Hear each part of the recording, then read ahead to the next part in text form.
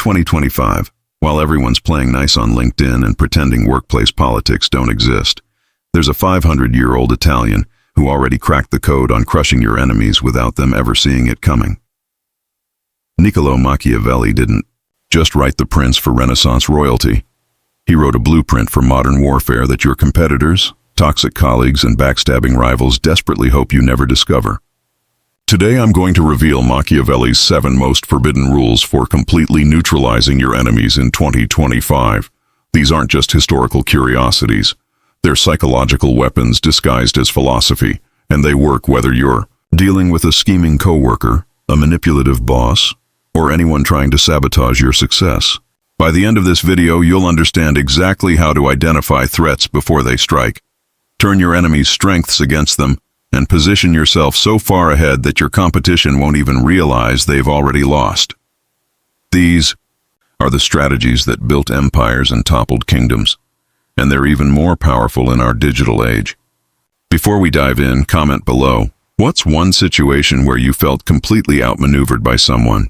Maybe a promotion you deserved went to someone else, or a project got sabotaged. Drop it in the comments.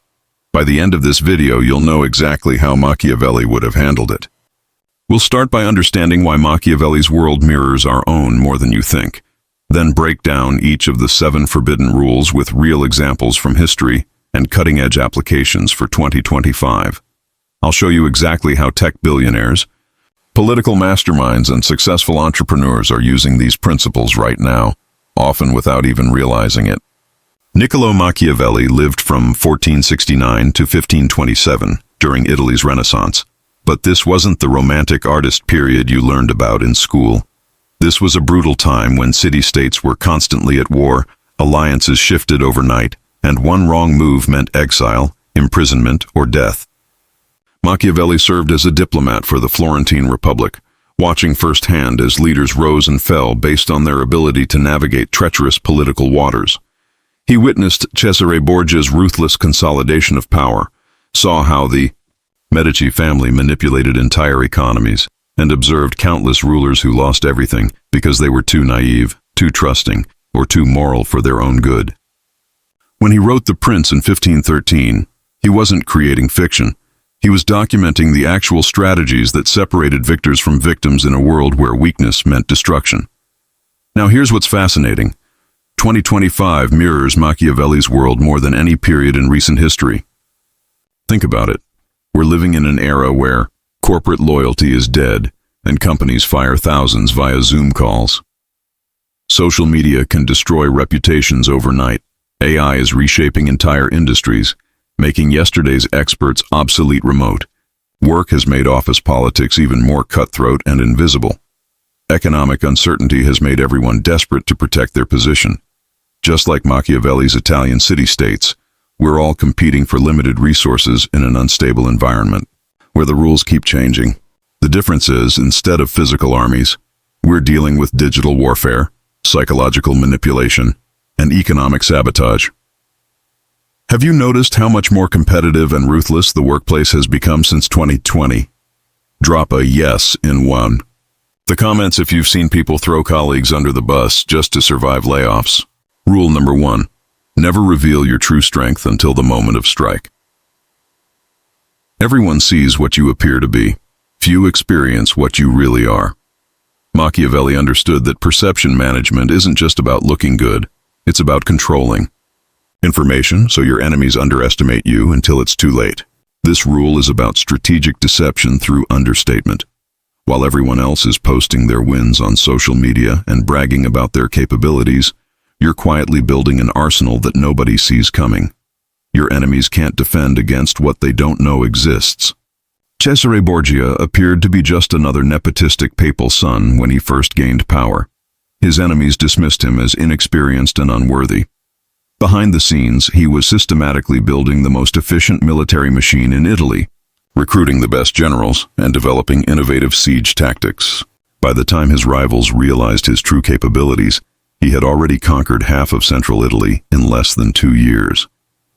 In today's world, this means being the person who quietly builds skills, networks, and resources, while others waste time on performative success.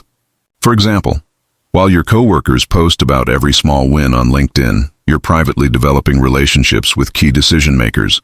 Instead of bragging about your side project, you're building it to near completion before anyone knows it exists. Rather than announcing your job search, you're having confidential conversations with headhunters and building leverage. Think about how Elon Musk operated with Twitter. While everyone was analyzing his every tweet and predicting he'd fail, he was quietly securing financing, studying platform architecture, and planning operational changes. His critics were still debating whether he was serious when he walked into Twitter headquarters carrying a sink. Have you ever been underestimated at work, then surprised everyone with what you were really capable of? Share your story below. Rule number 2, make your enemies destroy themselves through their own ambition. Men judge generally more by the eye than by the hand, for everyone can see and few can feel. Machiavelli knew that ambitious people are often their own worst enemies. They're so focused on what they want that they ignore obvious traps. This rule leverages psychological manipulation rather than direct confrontation. You create situations where your enemy's natural tendencies and desires lead them to make self-destructive choices. It's psychological aikido, using their momentum against them. When Francesco Sforza wanted to take Milan, he didn't launch a direct assault. Instead, he positioned himself as an ally to the city's rulers, while secretly encouraging their paranoia about each other. He fed information to different factions, making each believe the others were plotting against them. The Milanese nobility became so focused on internal conspiracies that they ignored Sforza's growing influence until he was essentially running the city from within. This works beautifully in modern corporate environments.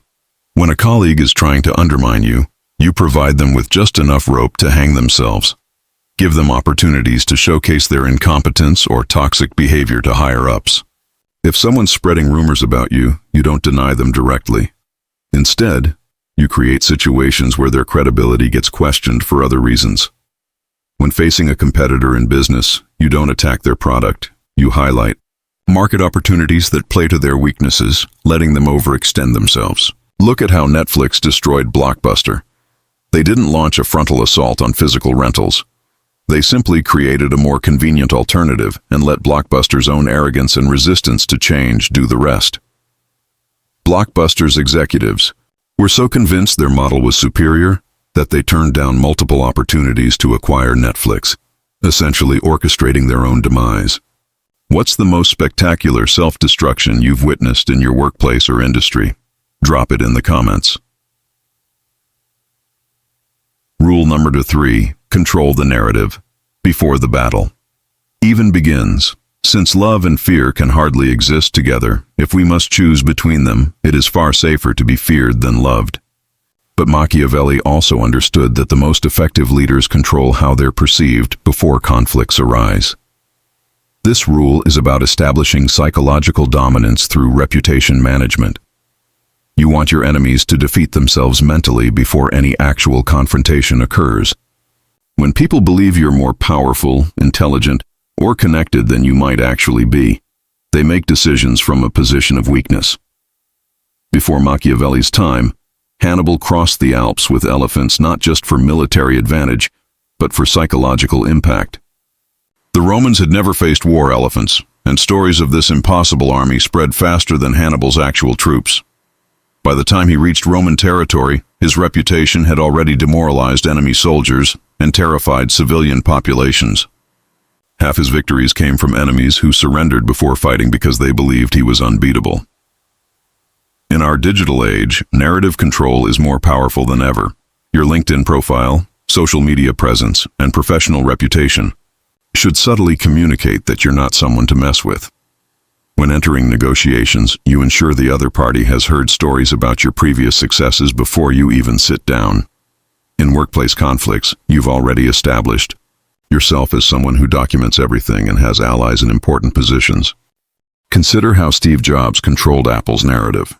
He didn't just announce products, he created mythology around them. Competitors weren't just facing Apple's technology. They were competing against a brand that consumers believed was inherently superior. This narrative control allowed Apple to charge premium prices and maintain customer loyalty even when their products weren't objectively better. You ever won a negotiation or conflict before it officially started, just based on your reputation? Tell us about it in the comments. Rule number 4. Always keep your true alliances secret. He who neglects what is done for what ought to be done sooner affects his ruin than his preservation. Machiavelli understood that visible alliances create targets, while secret ones create advantages. This rule recognizes that in competitive environments, your known allies become liabilities. Enemies will target them to get to you or try to turn them against you. Meanwhile, your secret supporters can gather intelligence, influence decisions in your favor, and provide assistance without revealing their connection to you. Lorenzo de' Medici, known as Lorenzo the Magnificent, survived the Pazzi conspiracy in 1478, not because of his obvious allies, but because of secret supporters embedded throughout Florence's power structure. While his enemies identified and eliminated his known allies, they had no idea how many people were secretly loyal to the Medici family. These hidden supporters provided early warnings, sabotaged the conspiracy from within, and ensured Lorenzo's survival when the coup attempt failed. This translates perfectly to modern professional warfare. You maintain friendly relationships with people across different departments and companies, but you don't advertise these connections in office politics.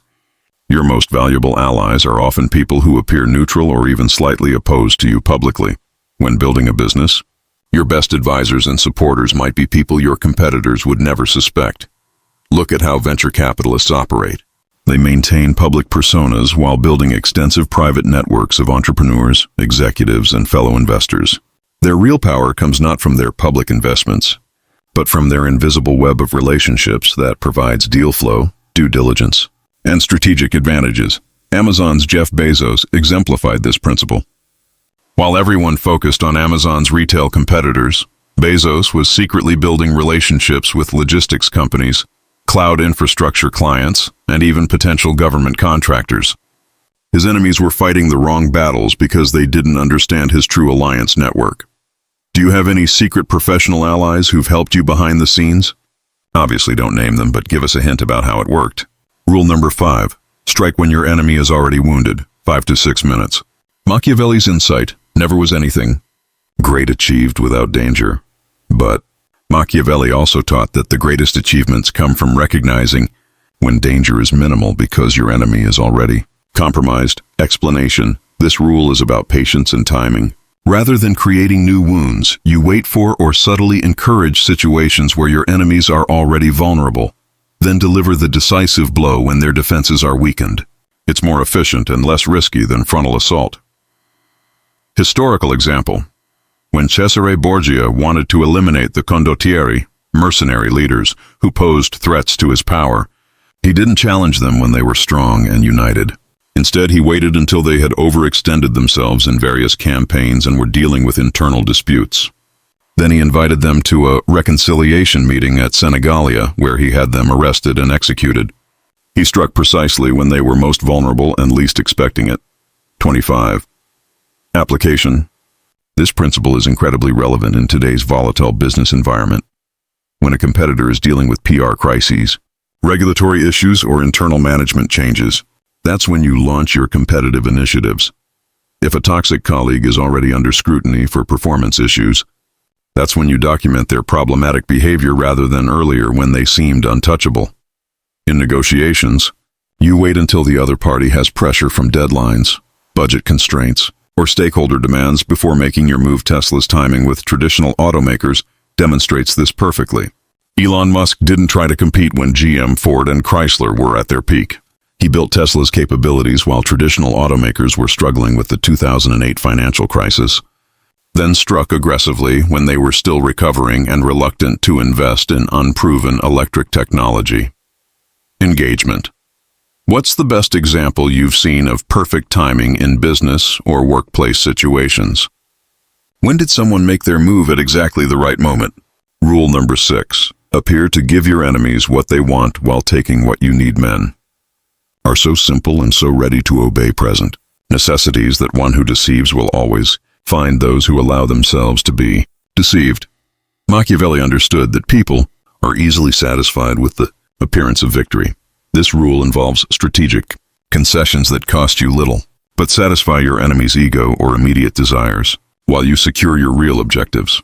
It's about understanding the difference between what people think they want and what actually matters for long-term success. When Pope Alexander VI, Rodrigo Borgia, needed to neutralize the threat from the powerful Orsini family, he didn't declare war. Instead, he arranged marriages between Borgia and Orsini family members, giving the Orsinis the prestige and dowries they craved. The Orsinis felt they had won by gaining papal favor and financial benefits. Meanwhile, Alexander used these family connections to gather intelligence, influence Orsini decisions, and gradually absorb their territory and assets into papal control. This strategy works beautifully in modern negotiations and office politics. In salary negotiations, you might accept a fancy title or flexible work arrangements instead of maximum cash, while positioning yourself for a bigger raise next year. When competing for resources, you let rivals win the visible battles, like getting credit for a presentation, while you secure the relationships and information that lead to bigger opportunities. In business deals, you give the other party favorable terms on issues they care about, but that don't affect your core profitability. Google's approach to Android exemplifies this perfectly. They gave away the operating system for free, letting hardware manufacturers think they were getting an amazing deal. Meanwhile, Google secured what they really wanted: data collection, advertising reach, and ecosystem control that generates billions in revenue. Have you ever let someone think they won an argument or negotiation while you got what you actually needed? Share your strategic loss story. Rule number 7. Always have an exit strategy that destroys evidence of your methods. 5 to 6 minutes. Since it is difficult to join them together, it is safer to be feared than to be loved when one of the two must be lacking. But Machiavelli also knew that effective leaders leave no trace of the unpleasant methods they use to achieve necessary results. This final rule acknowledges that victory often requires morally ambiguous tactics. The key is ensuring that once you've achieved your objectives, there's no evidence trail that can be used against you later. You want history to remember your results, not your methods. After Cesare Borgia consolidated power in the Romagna region, the territory was plagued by crime and disorder. He appointed Ramiro de Orco, a cruel but effective administrator, who used brutal methods to restore order. Once the region was stable, Borgia had de Orco publicly executed for excessive cruelty, simultaneously eliminating someone who knew too much about his methods and appearing to be a just ruler who opposed brutality. The people celebrated Borgia for removing a tyrant, never realizing that de Orco had been acting on Borgia's direct orders. This principle applies to any situation where you need to use hardball tactics. If you need to gather damaging information about a competitor or colleague, you do it through intermediaries who can't be traced back to you when implementing unpopular but necessary changes in an organization. You create separation between yourself and the enforcement mechanisms. In negotiations, you use third parties to deliver ultimatums or apply pressure, maintaining your reputation as reasonable while achieving aggressive objectives. Look at how sophisticated tech companies handle controversial decisions. When they need to eliminate competitors, they often do it through patent lawsuits filed by subsidiary companies, acquisition offers that force rivals to accept or face drawn-out legal battles, or by creating industry standards that favor their technology. The parent company maintains its innovative, friendly image while achieving ruthlessly competitive objectives. Without naming names or getting yourself in trouble, have you ever seen someone masterfully cover their tracks after using questionable tactics to achieve good results? What was your impression? When Disney announced Disney Plus, instead of panicking, Netflix applied multiple Machiavellian principles. They appeared to welcome competition publicly, controlling the narrative, while secretly accelerating their international expansion and original content production. They let Disney think they were winning by focusing on family content. While Netflix secured global markets Disney couldn't easily enter due to regulatory restrictions. When Disney Plus launched, Netflix had already positioned itself as the global streaming leader, rather than just an American company competing with American rivals. Zoom's dominance during the pandemic wasn't accidental. While competitors like Skype and Google Meet focused on features, Zoom had been quietly building relationships with enterprise IT departments and educational institutions for years. When the lockdowns hit, these secret allies became advocates, recommending Zoom across their organizations. By the time competitors realized what was happening, Zoom had become the default choice for remote meetings worldwide.